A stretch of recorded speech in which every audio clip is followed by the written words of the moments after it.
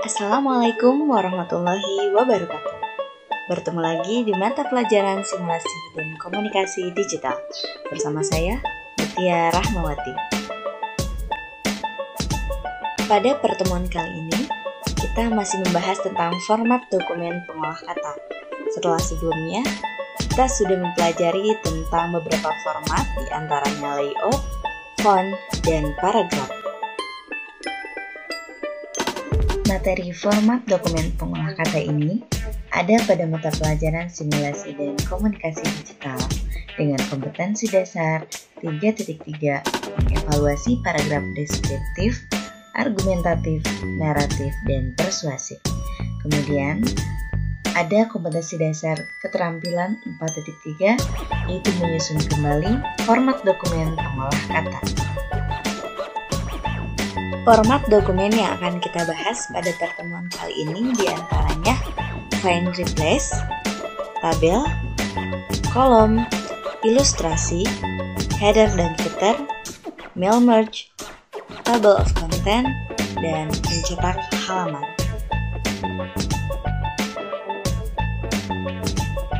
Yang akan kita bahas adalah tentang find replace.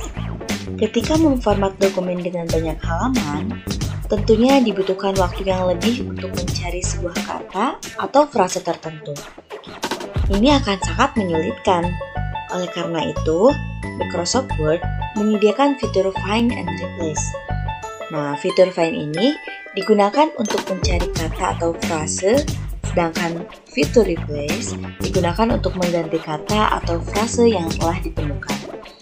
Nah, untuk mencari kata pada teks berikut, caranya adalah kita masuk ke menu Home, kemudian pilih kelompok Editing, dan kita pilih Find untuk mencari kata atau frase.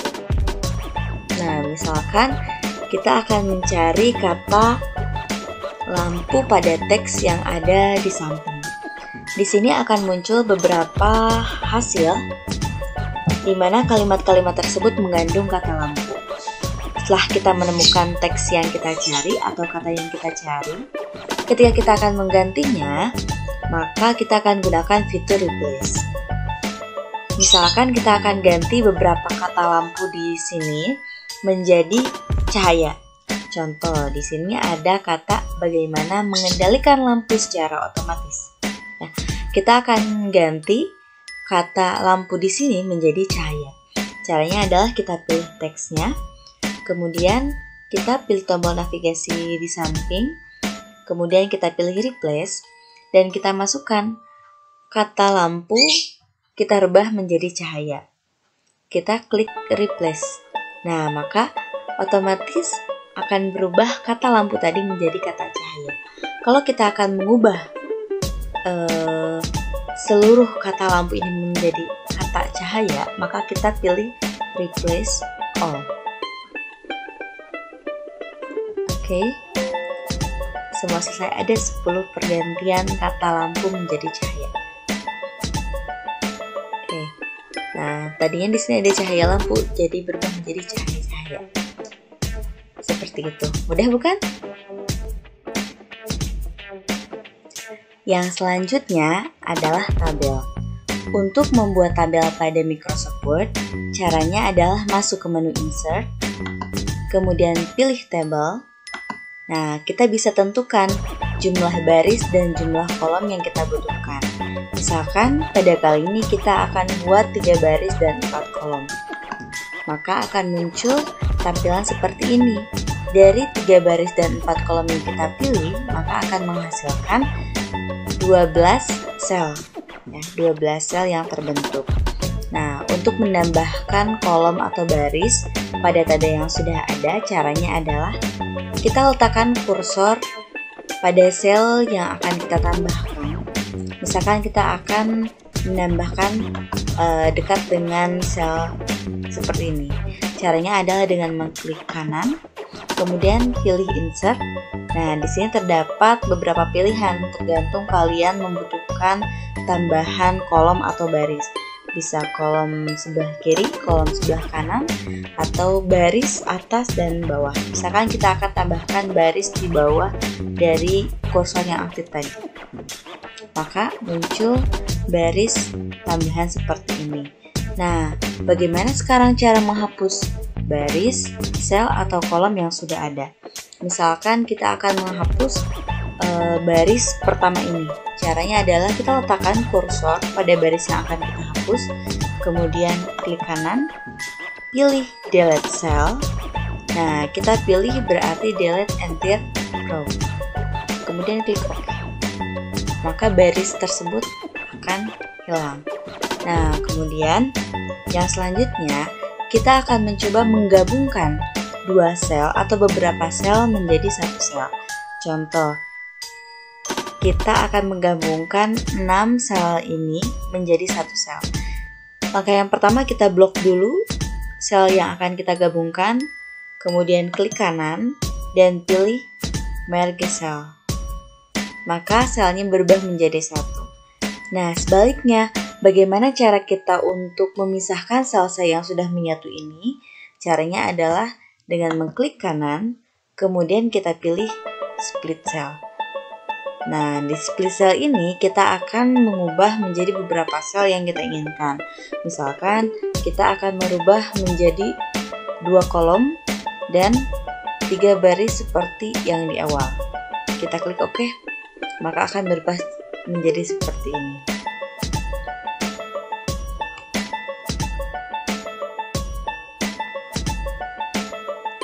Yang selanjutnya adalah ilustrasi. Ilustrasi dikelompokkan dalam kelompok illustration yang ada pada menu insert. Nah, ini terdiri dari picture, online picture, shapes, smart art, chart, dan screenshot. Nah, di sini kita ambil salah satu contohnya, yaitu misalkan kita akan menyisipkan picture. Caranya dengan masuk ke menu insert, kemudian pilih pictures. Nah, kita pilih gambar mana yang akan kita sisipkan pada teks yang sedang aktif. Misalkan kita pilih gambar ini. Setelah kita pilih, maka tekan tombol insert. Nah, maka gambarnya akan muncul. Kita bisa atur ukurannya seperti apa, dan kemudian kita juga bisa atur posisi atau letak dari gambar di antara teks-teks ini dengan memilih crop text. Misalkan kita ingin tempatkan gambar ini di belakang teks, maka kita pilih berarti behind text seperti ini. Atau kita akan pilih inline with text, artinya berdampingan dengan teks yang ada seperti ini.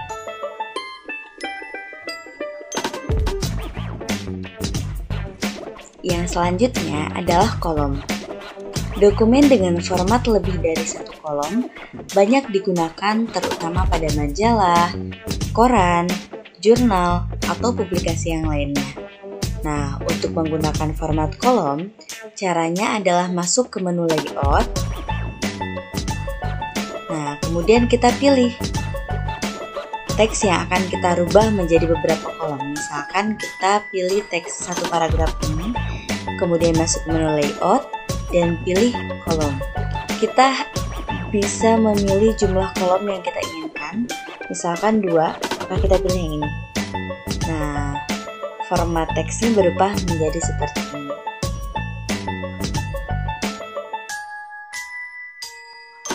Yang selanjutnya adalah header dan footer. Header terletak di bagian atas setiap dokumen, sedangkan footer di bagian bawah dokumen. Nah, header dan footer ini biasanya digunakan untuk memberikan keterangan tambahan seperti nama penulis, tanggal, nomor halaman, atau keterangan lainnya. Nah, untuk menyisipkan header dan footer, kita bisa pilih menu insert, kemudian kita bisa pilih header atau footer. Misalkan kita akan pilih header. Nah, kita tentukan jenis header yang akan kita gunakan. Contoh misalkan kita pilih yang pendek. Nah, maka akan muncul seperti ini. Kita rubah dokumen title-nya, misalkan menjadi simulasi dan komunikasi digital. Nah, selanjutnya kita pilih kelas header and footer. Maka tampilannya seperti ini.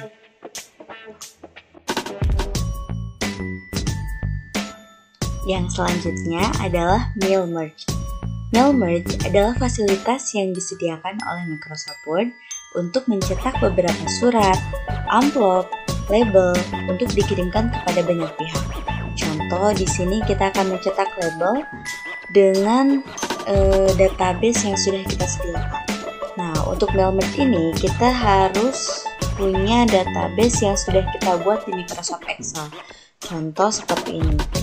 Kita akan mengirim beberapa surat kepada teman kita dan alamatnya. Nah, data ini harus sudah kita simpan di dokumen atau tempat file kalian menyimpannya.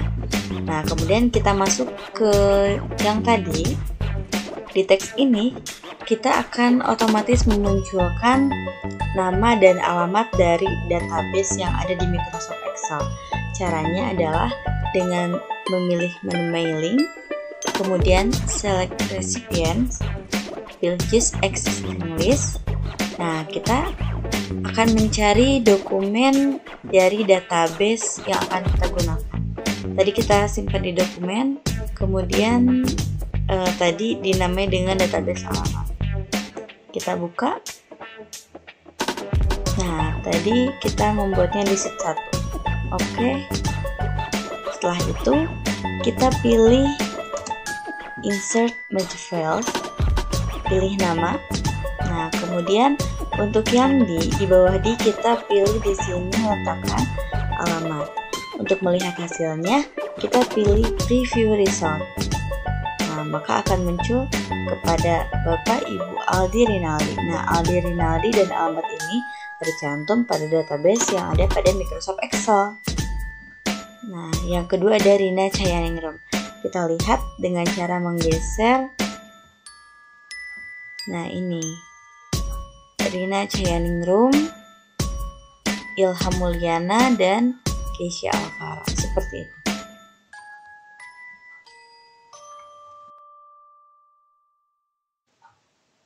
Yang selanjutnya adalah Table of Content. Table of Content ini biasanya digunakan untuk membuat daftar isi secara otomatis. Nah, langkahnya adalah dengan memilih menu reference, kemudian kita akan tentukan level dari setiap judul atau subjudul.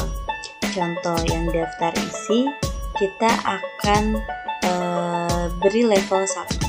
Kita masuk menu reference, kemudian add text, kita berikan level 1.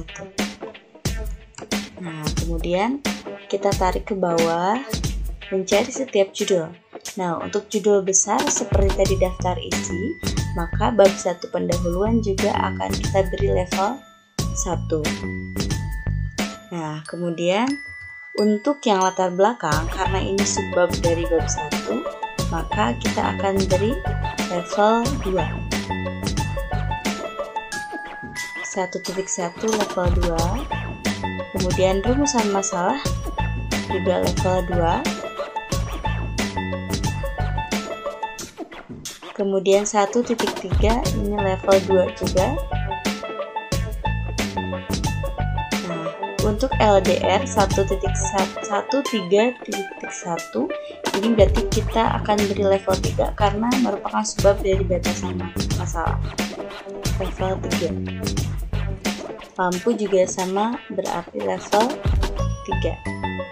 Nah, untuk tujuan penelitian ini 1.4 masuknya ke level 2. Nah, kemudian ada 1.4.1 ini berarti level 3 karena sebab dari tujuan penelitian. Ini juga sama level 3. Dan yang selanjutnya ada manfaat penelitian, ini masuk ke level 2. Nah, setelah selesai sampai bawah, nah ini kan awalnya memang sudah ada nomor halaman. Nah, setelah selesai kita beri level semuanya pada judul-judulnya. Kita letakkan kursor di bawah daftar isi, kemudian kita pilih table of content. Kita bisa pilih jenisnya yang kita inginkan, mau yang mana. Misalkan kita pilih jenis yang pertama. Nah, maka secara otomatis daftar isi muncul seperti ini dengan halaman-halaman yang sudah kita atur sebelumnya. Seperti ini. Mudah bukan? Yang terakhir adalah print. Print merupakan fitur yang digunakan untuk mencetak dokumen. Namun, sebelum melakukannya, kita harus periksa dulu dokumen kita apakah sudah benar atau belum. Nah, untuk mencetak dokumen, caranya bisa masuk ke menu File, kemudian pilih Print. Atau kalian juga bisa menggunakan shortcut Ctrl+P. Nah, setelah kita bisa menentukan apakah ini sudah benar posisinya, nah kita bisa pilih yang pertama copies. Di sini adalah jumlah salinan yang akan kita print. Misalkan kita akan membuat 2 rangkap, berarti copies ini kita ganti menjadi angka 2. Atau misalkan kita mau buat berapa rangkap, maka kita masukkan jumlah rangkap, jumlah copies yang akan kita print. Nah, kemudian yang kedua, kita pilih jenis printer yang sudah terhubung pada komputer. Biasanya ditandai dengan kata ready.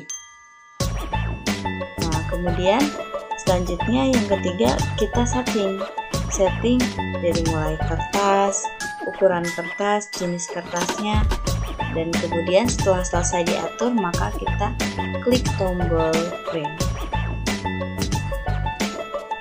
Maka dokumen akan tercetak pada printer yang sudah terhubung di komputer tersebut.